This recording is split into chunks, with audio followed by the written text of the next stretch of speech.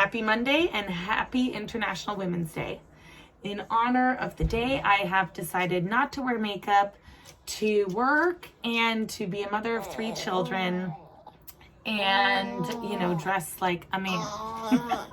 No, that is just the season that I'm in, and I celebrate it. And I celebrate all of you who are out there doing it too. Let's keep our eyes on all of the progress that is still yet to be made. So, related to International Women's Day, but not solely, I was having a good conversation with Marco while we were walking this weekend, and the question of this video is, what are you selling? And here's what my point is. I asked Marco, I said, have you been exposed to or realized this massive increase in direct sales business models out there? And he said, funny you should ask that, amore. But he agreed.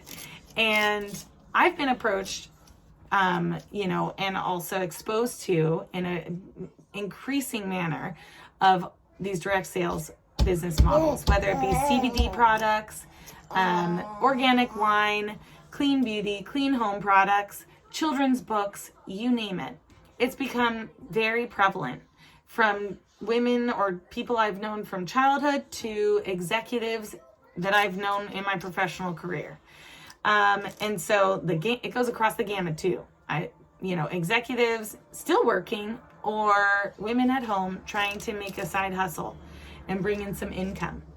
I think there's a lot of reasons for this, and I think all of that has converged, especially through a pandemic.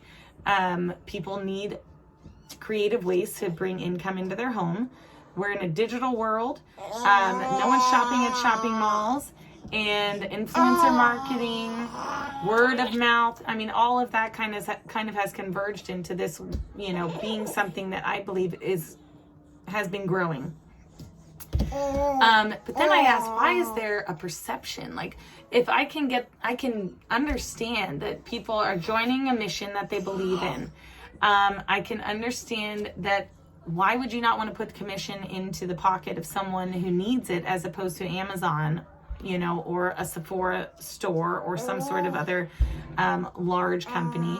I get that. And so what is it, that is this perception? And I think that I came up with 3 questions to consider this. One question is, which is it? Are you selling a purpose? Are you selling a need? Or are you selling a supply?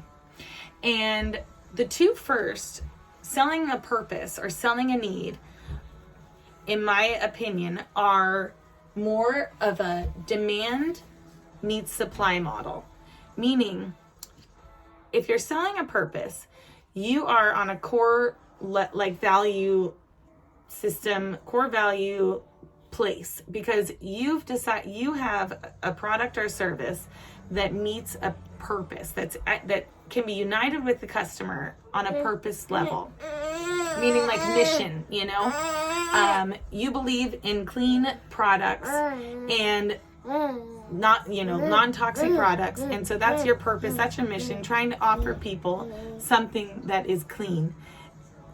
And a customer or consumer who also has that as a core value of something that they are looking for will meet that. And so demand meets supply.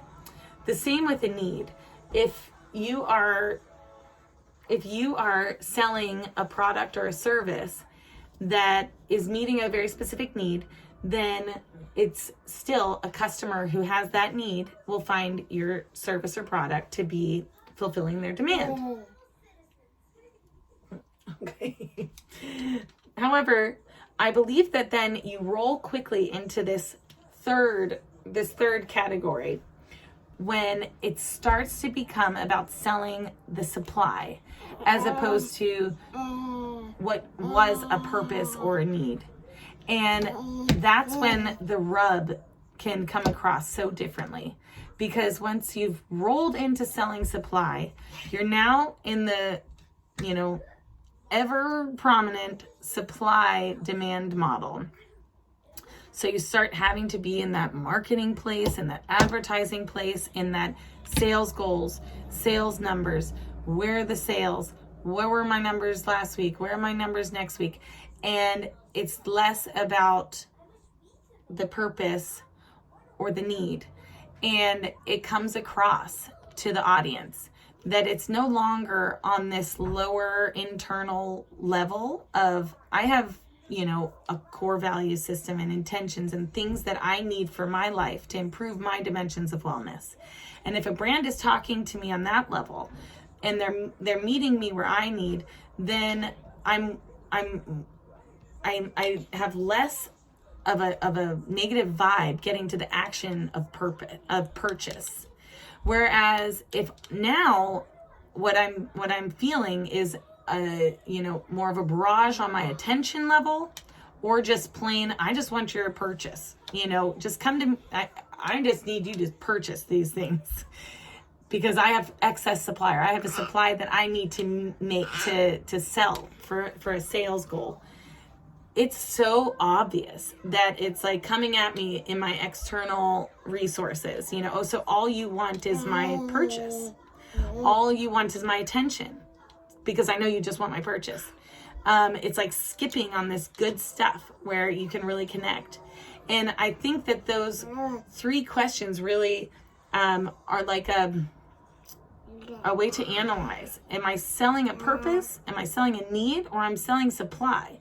And when I've gone from the first 2, which are understandable, but I've switched into a supply methodology, then it's obvious. And I think that that's where some of the techniques of some of these business models have pushed a model where it's about attention and it's about action, sales, and there's ways to hang out in the other zone, but it's certainly something to contemplate. And I do believe that it's also good for all of us to ask ourselves, what are you selling? And it's good for me to ask myself that on a constant basis and realize that everyone is selling something. So the judgment of the fact that someone needs to sell something, shouldn't be the mindset. And hopefully, that just kind of brings a little bit more color. And also it was just where my mindset was over the weekend. I thought it interesting and relevant to International Women's Day, just in the fact that honestly, most of these people who I know or who I am connected to or who I've been reached out by are women making income. And, there's a lot of systemic things to analyze there as well. So, happy Monday again. Enjoy the day and, see you later this week.